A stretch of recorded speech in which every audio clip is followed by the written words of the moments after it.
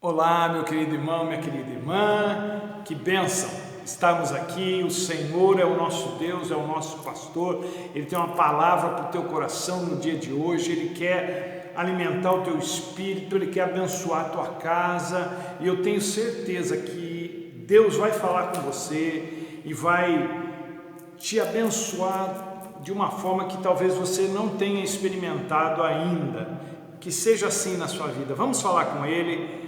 Pai amado, Deus bendito, nós estamos aqui, coração aberto a Deus, prontos para ouvir, para receber aquilo que o Teu Espírito Santo tem para nos comunicar. Ó Deus, eu sempre acreditei que mais do que aquilo que nós temos para dizer para o Senhor, mais importante do que aquilo que nós temos para falar para o Senhor tem para falar para nós, porque a Tua palavra é vida, ela nos levanta, ela nos coloca onde o Senhor queria que estivéssemos, ela nos cura, ela nos transforma. Que seja assim hoje, ó Pai, nas nossas vidas, em nome de Jesus. Ó Pai, toma as nossas vidas nas Tuas mãos como tem que ser, e que a Tua vontade, que já é feita nos céus, seja feita na terra, na minha vida, na vida desse irmão,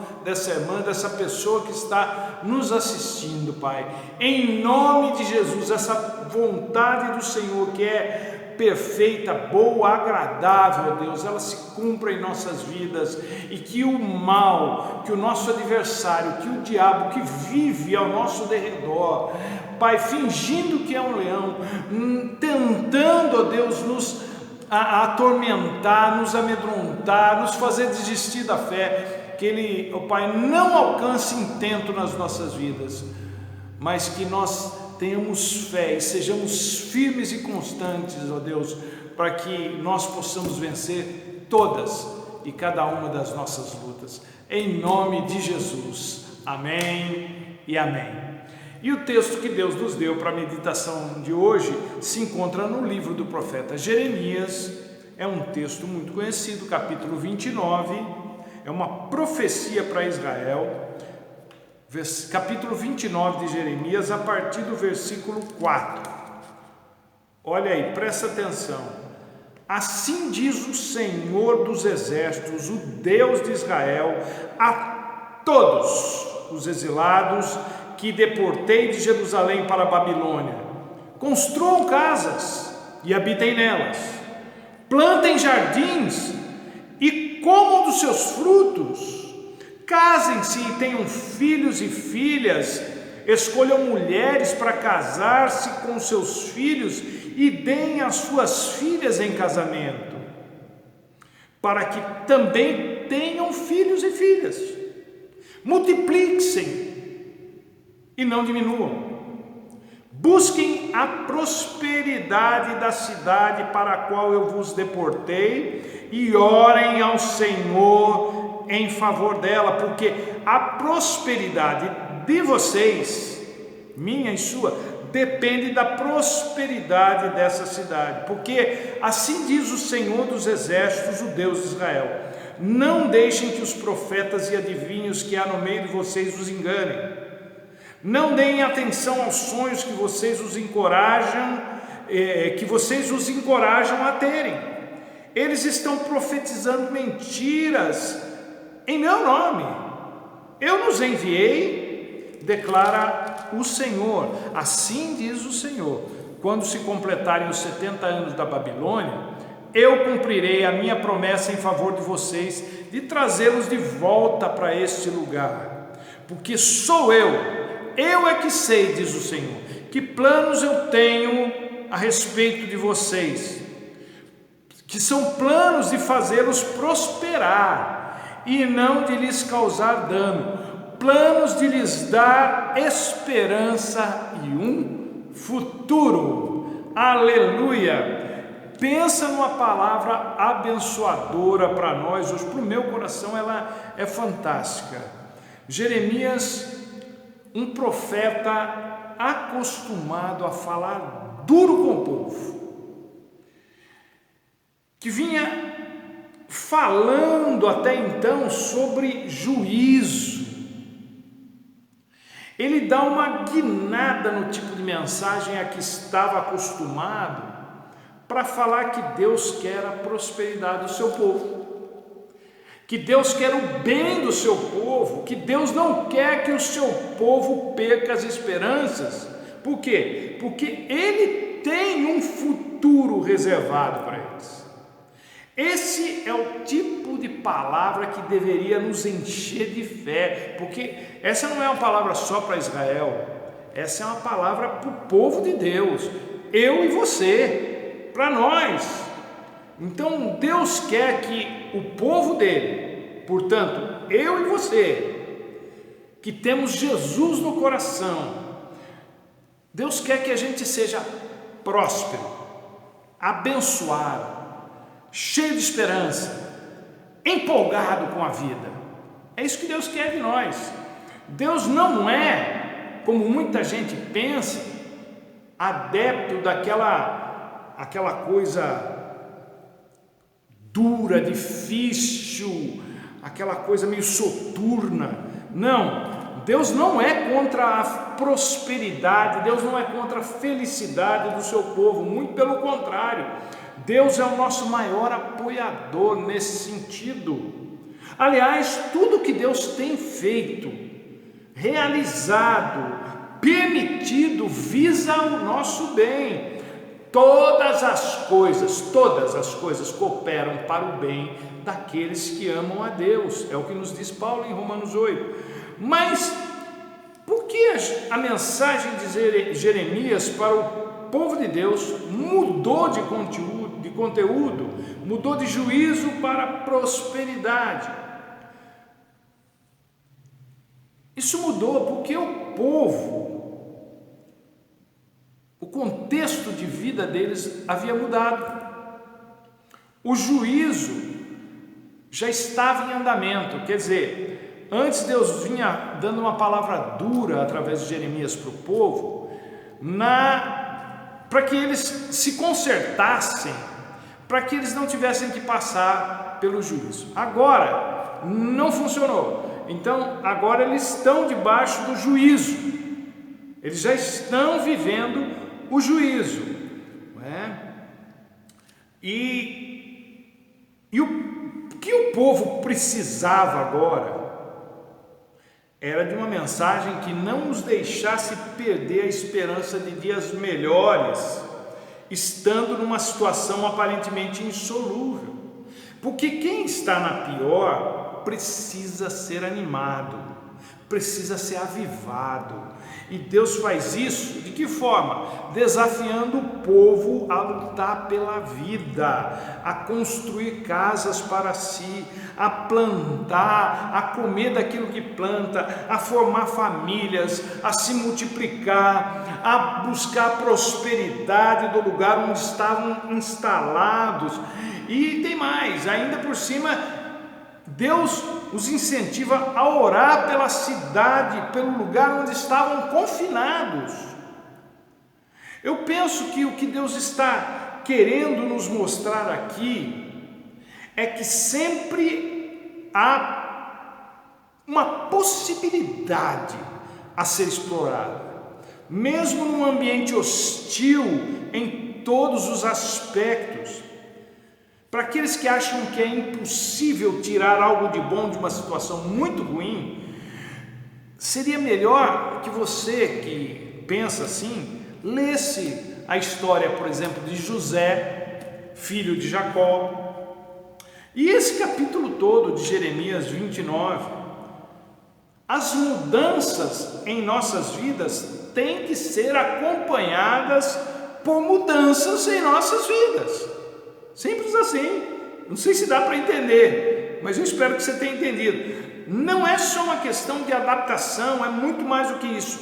A vida, com todas as suas nuances, ela tem que ser vivida da melhor forma possível, mesmo em situações muito difíceis.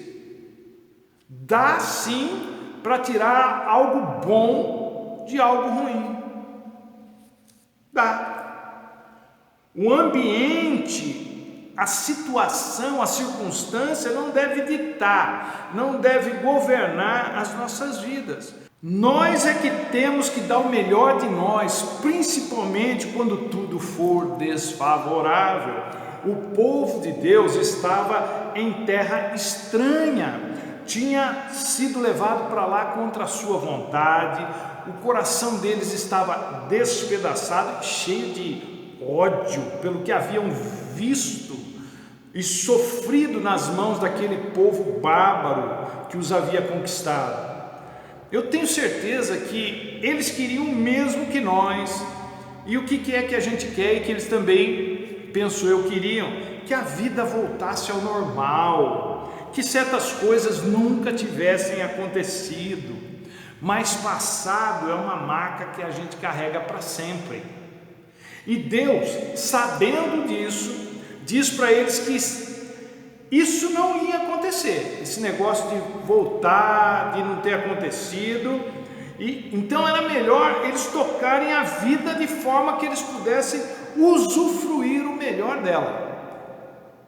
O tempo não cura tudo, aliás, cura muito pouca coisa, mas com o passar do tempo, muita coisa muda.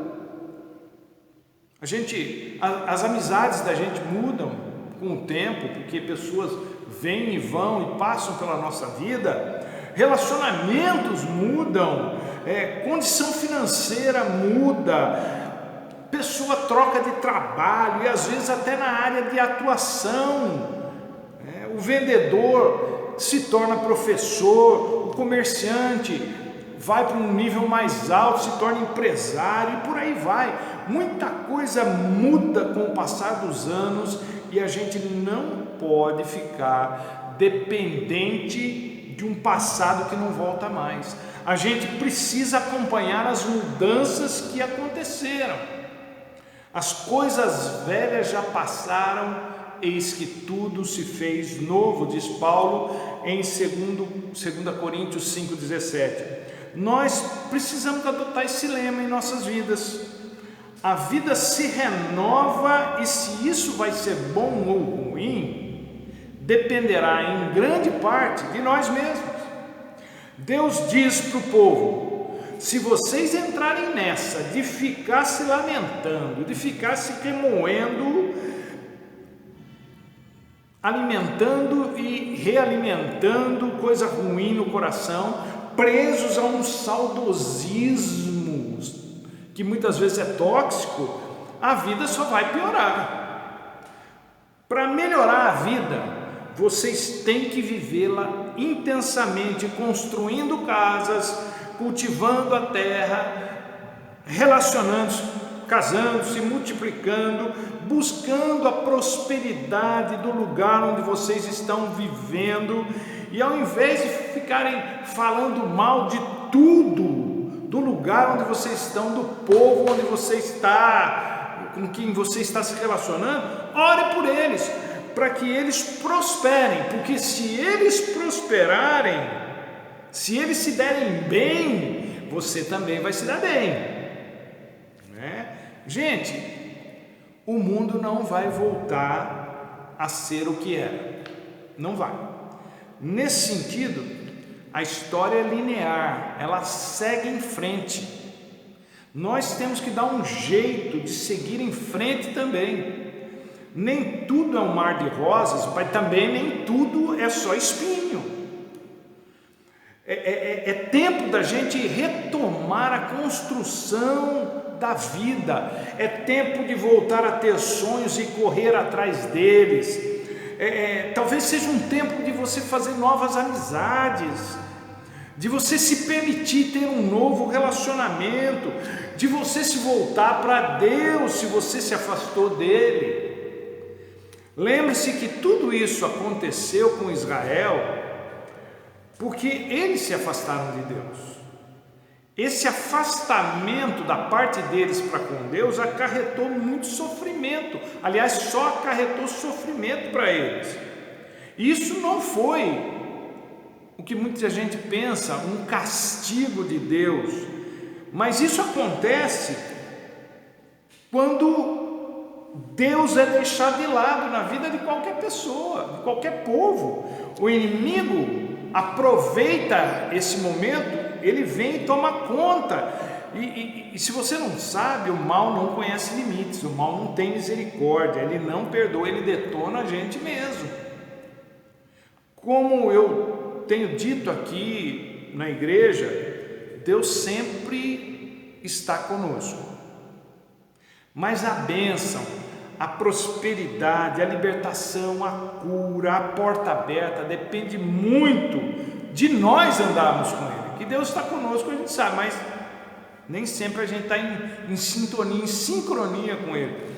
Babilônia, para você e para mim, simboliza uma mudança de vida, de um estado que era bom para um estado ruim. Lá em Israel era bom, agora eles estão na Babilônia. Uma situação em que a pessoa passa a ser escravizada por algo ou por alguém contra o qual não tem condições nem de lutar, sequer de vencer. É uma mudança na qual a pessoa se vê arrancada da sua zona de conforto e jogada aos leões. E quando isso acontece, e isso não é tão incomum assim, o mundo das pessoas desmorona. O mundo da pessoa desmorona. Nessa fase da vida, a pessoa fica em dúvida sobre se deve ou não fazer alguma coisa, se deve ou não construir alguma coisa, se deve ou não tocar a vida para frente, se deve ou não ir em busca dos seus sonhos. E com isso o tempo vai passando, até que quando a pessoa menos percebe, a vida dela chega ao fim. E aí ela cai em si e percebe que desperdiçou a vida sem vivê-la. Deus não quer isso para nós. Deus não quer isso para ninguém, nem para nós, principalmente para nós. Aqui no texto ele deixa isso muito claro. Não tem essa de jogar a vida fora. Não tem essa. É Deus falando conosco. Essa situação, como ele disse aqui, essa situação pode perdurar por muito tempo e vai perdurar por muito tempo. Aqui seriam 70 anos aqui no texto do povo de Israel. 70 anos são 7 décadas. Eu não vivi isso ainda, mas é uma vida. Então essa situação pode perdurar por muito tempo, mas isso não deve impedir ninguém de viver, de seguir com a vida. Eu é que sei, diz o Senhor, que planos tenho a respeito de vocês, e são planos de fazê-los prosperar. Por isso não fiquem dando milho para bode, não. Nada desse negócio de ficar esperando a morte chegar, deitado na rede, como se não tivesse nada que pudesse ser feito. Não se entregue só porque a situação é muito crítica. Eu sei que está difícil, é como se Deus estivesse dizendo isso para nós. Eu sei que está muito complicado, que é muito complicado. Porque quando as pessoas falam assim, não está muito difícil, ou é essa a justificativa, ou a minha vida está muito complicada, ou é essa outra. Então Deus sabe que é muito difícil, que está muito complicado, mas Ele está conosco para desfazer as obras do diabo, qualquer obra do inimigo que queira impedir a sua prosperidade, a sua paz, o seu futuro. Essa é a parte que Deus quer fazer na sua vida. Agora, cabe a você, cabe a mim, viver, construir, plantar, comer do que planta, multiplicar, orar para que onde quer que estejamos inseridos, esse lugar prospere, porque em sendo assim, você vai prosperar também. Então, gente, essas coisas aqui, todas elas, esse negócio de casar, multiplicar, plantar, o que Deus está querendo dizer para nós? Que a gente precisa seguir com a vida. E não tem nada de sobrenatural nisso. Não precisa de nada sobrenatural nisso. É só tocar a vida para frente. A vida mudou, as circunstâncias mudaram e a vida virou de ponta cabeça. Deus pode fazer você prosperar na Babilônia, no ambiente mais inóspito, mais hostil, mais sem graça, mais castrador que existe. As coisas iam bem e de repente não estão mais tão bem como eram. Alguma coisa fez com que a sua vida desmoronasse? Você perdeu tudo? Deixa eu dizer uma coisa, você não perdeu tudo. Você não perdeu tudo, você tem Deus na sua vida.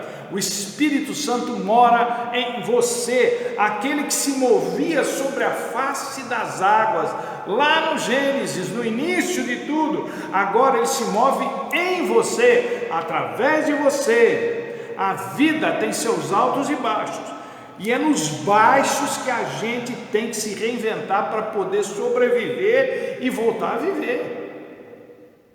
Foi o que aconteceu com esse mesmo povo séculos antes. Nós estamos lendo Jeremias aqui, mas séculos antes eles chegaram ao Egito. De que forma? Como convidados. Eles chegaram lá como convidados, foram bem tratados enquanto José estava vivo. Mas aí, como todo mundo, José morreu. O faraó que tinha feito de José o seu governador, pessoa imediatamente abaixo dele, em comando, também morrera. E aí a coisa começou a ferver para os israelitas. E ferveu tanto que entrou em ebulição. E Deus teve que dar um basta nisso. Mas mesmo lá no Egito, em tempos de muito sofrimento, de muita escassez, eles se multiplicaram. Deus fez deles um povo imenso, que assim amedrontava até os egípcios. Eles os mantinham sob cabresto, porque tinham medo. É que os israelitas não sabiam da força que tinham, mas os egípcios tinham medo deles, não é? Mesmo lá, então, naquele ambiente tão hostil, eles se multiplicaram, eles cresceram e saíram de lá com muitas riquezas, Tempos difíceis, tempos de crise, são tempos de crescimento e não de encolhimento, de introversão e muito menos de autocomiseração. Na ótica de Deus, é tempo da gente, é tempo do povo de Deus, é tempo de eu e você prosperarmos. Esse é o plano dele, é o propósito dele para nós. Aquela palavra de Deus para Josué ainda ecoa ao nosso favor: aonde pisar a planta do seu pé, eu vou-lo darei. Josué 1:3. Se você não se desviar da palavra de Deus, os seus caminhos prosperarão e você será bem-sucedido, bem-sucedida. É a mesma palavra, Josué capítulo 1, verso 8. Palavras dadas a Josué que indiretamente chegam a nós, ou diretamente chegam a nós, a mim e vocês. Quem é de Deus não deixa a peteca cair, pelo contrário, dá um tapa na peteca e joga para cima quando ouve uma palavra dessas. É a sua deixa, meu querido, minha querida. Alguém pode dizer assim: estou cansado, pastor, minha idade não me permite mais certos luxos. Meu irmão, não diga uma coisa dessas. Pastor, estou desanimada demais para me levantar. Que é isso, minha irmã? Em nome de Jesus, saia dessa agora. Deus tem algo preparado para você que tem a ver com a sua prosperidade, com o seu futuro. ele diz através de Jeremias que é ele que sabe quando a sua vida deve parar. Não é você que tem essa prerrogativa. Você vai ter muito tempo para descansar, quando lá na glória você não vai se cansar mais. Aqui na terra é construir, é multiplicar, é orar, é interceder, é abençoar, é lutar até o último suspiro, é viver. Gente de Deus deixa de ser produtiva no dia em que morre fisicamente, só para passar a ser produtiva espiritualmente para sempre. Quer dizer, uma vez que você tem a sua vida nas mãos de Deus, você não pode mais ser improdutivo. Não tem como, não deve ser assim. A nossa prosperidade começa no dia que Jesus entra em nossas vidas, e dali para frente não acaba mais. Mas pastor, na minha vida não tem sido assim. Por que não? Será que não é porque você está preso ou presa à falsa ideia de que a Babilônia, na Babilônia, na situação difícil, naquilo que te arrancou do seu conforto, da sua zona de conforto, será que você não está preso à ideia de que nessa situação não dá para prosperar? Não é coisa da sua cabeça? Eu acho que é. De que no meio da tempestade não é possível ser alcançado por um milagre? Vocês lembram de Jesus? Quem é que conseguiu dormir enquanto as ondas e o vento fustigavam o barco, ao ponto dos discípulos ficarem desesperados? Mestre, foram lá acordar Jesus. Jesus, o senhor não se importa? Está morrendo, está aí dormindo. Quem é que consegue dormir no meio de uma luta, de uma tempestade? Jesus consegue. Por quê?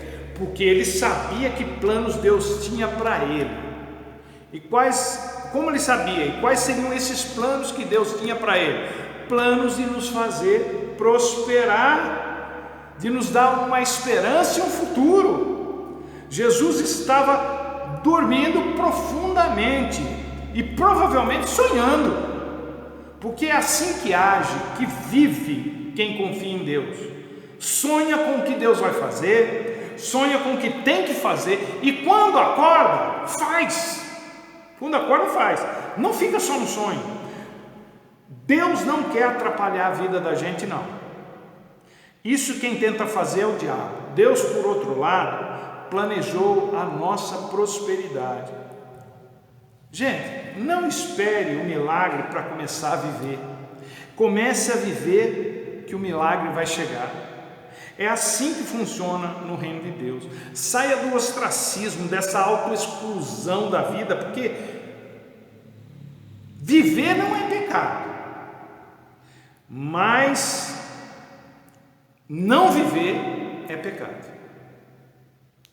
Pecado é desprezar o plano, a vontade de Deus para a sua vida, que aqui ele diz que é fazer você prosperar. Mas é claro que ninguém prospera se entregando à autocomiseração, à depressão, à desilusão, ao saudosismo. A chave para a prosperidade é a gente largar essas coisas, é excluí-las das nossas vidas. Eu penso que Deus olha para nós e quase se desespera. Eu peço permissão para vocês para usar essa palavra, esse verbo tão humano para Deus, não é? Eu sei que Deus não se desespera, mas na minha mente, enquanto humano, eu reajo dessa forma, não é? Então, eu penso que Deus olha para nós e quase se desespera, vendo muita gente, muitos filhos e filhas dele, jogando a vida fora e perdendo a bênção de serem prósperos, só porque, na cabeça deles, é impossível ter uma vida abundante dentro de certos contextos. Não é. É isso que Deus está falando aqui. Enquanto você estiver na Babilônia, numa situação assim excruciante, difícil, confusa, tribulosa, viva como se estivesse em Jerusalém.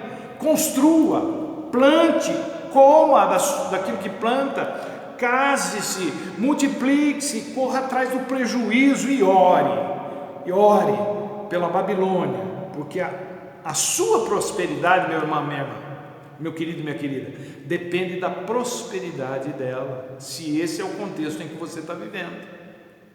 Então, receba essa palavra no seu coração, que Deus te abençoe, meu querido e minha querida, e até a próxima, se Ele assim nos permitir.